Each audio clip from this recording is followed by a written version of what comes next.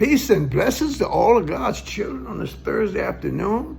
I'm going to try to get right into this. I want to open some scriptures up and give you a example of what I mean when I say allegories. Esoteric knowledge is allegories, metaphors, and parables. Christ taught in parables. We have a modern word for it called exegete. And I pray something comes out of here to broaden your scope and your understanding about scripture. I'm going to start with Genesis chapter 1, verses 1 through 5. This is King James Version. And let me give you a side note on this. The words on the paper and the book that it's in, the job of situations like this is that we make a connection, that something comes out here that's relatable, that you can see yourself in this in some kind of way. But I want to clear something up about this book of beginnings. I'm going to read it. It goes, in the beginning, God created the heaven and earth. Okay. And the earth was without form and void, and darkness was upon the face of the deep. And the Spirit of God moved upon the face of the waters. Now, let me stop right here. Let me give you some live examples of what's happening. In the beginning, first was the idea, the notion of God, heaven and earth. The earth was without form and void, and darkness was upon the face of the deep. And the Spirit moved upon the face of water. Movement creates friction. Friction, boom. Next verse, and God said, let there be light, and there was light. Are you with me here? The movement, it began with the movement of the Holy Spirit. Now, in verse 3, it says, and God saw the light, it was good, and God divided the light from the darkness. All right. And God called the light day, and the darkness he called night.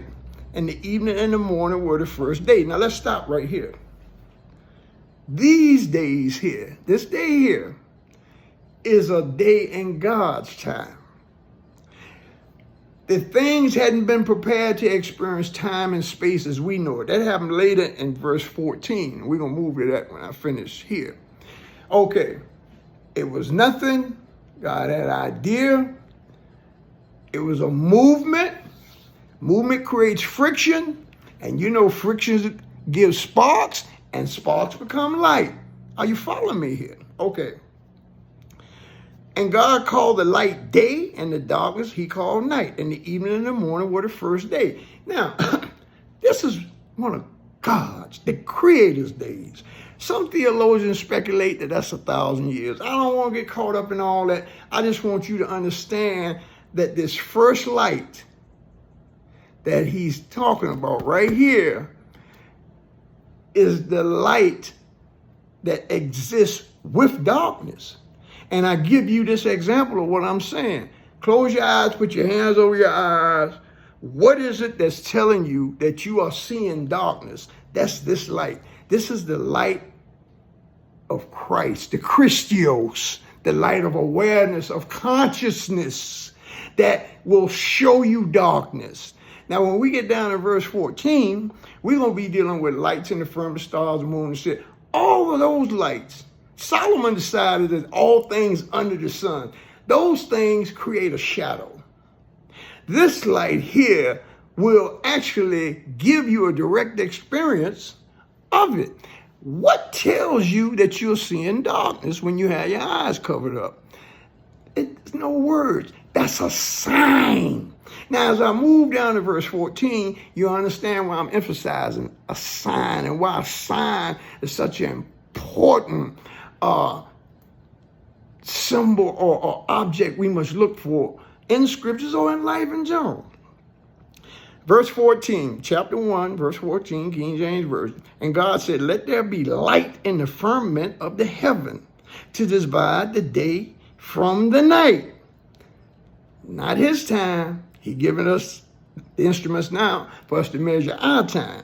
And let them be for signs.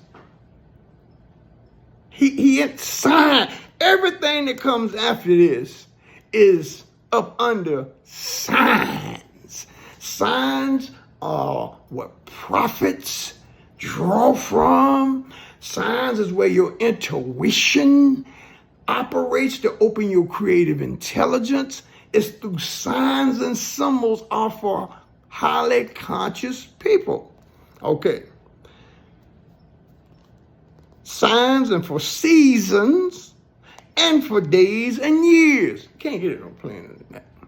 So now that we got this light thing, we got something operating in our head to see that. And we understand that God's time is not like us. As a matter of fact, in verse 14, this was like God had 3 days to do his thing. He got this, then he went to creating the light that we use here for calendars, time, and everything, space, and everything else. But that's something for another day. I want to get this clear in your mind that the teachings, the exegete teachings, is to go in and form something personal with this word here. This is what's going on here. Now, all other narratives, I'm not feeding that. I'm speaking to those few who has the time and the patience to sit here and go into the scriptures and see how these are just not words about some historical event that happened. Whether it happened or not, I really don't care. It's about you grabbing onto and finding ways for it to make sense inside of you. Here we go back again. Stevie Wonder. Inner vision, inner standing. See, you got to have a vision before you know what to stand on. And once you get on that, see, the understanding gets us there. The inner standing makes it personal to us. Then comes the overstanding. Then you're moving into the application of it. That's why Christ said, you will know them by their fruit, by their works. You can stand around, talk to people, do surveys, vet, and all this type of thing. But people will teach you who they are.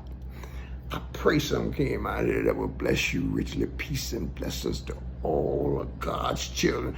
Remember whose you are and what it is when you declare things. See, a bunch of people out here, I'm coming to, see, they afraid of this. They don't want it to be like, they want it to be some fairy tale off and say, but let me tell you something, God ain't no spook. God is real. And he's here and he's willing to walk with you, but you can't walk or relate to something that you don't know what it is. A lot of y'all be calling God's preventive measures to save you that are those slew foot the devil. So you gotta get some things straight in. Because now let's speak. I'm not speaking to no individual. I'm just saying collectively, we got a lot of misunderstandings going on out here that we need to get clear, and it all starts at home. Peace and blessings to all of God's children. Y'all have a great night.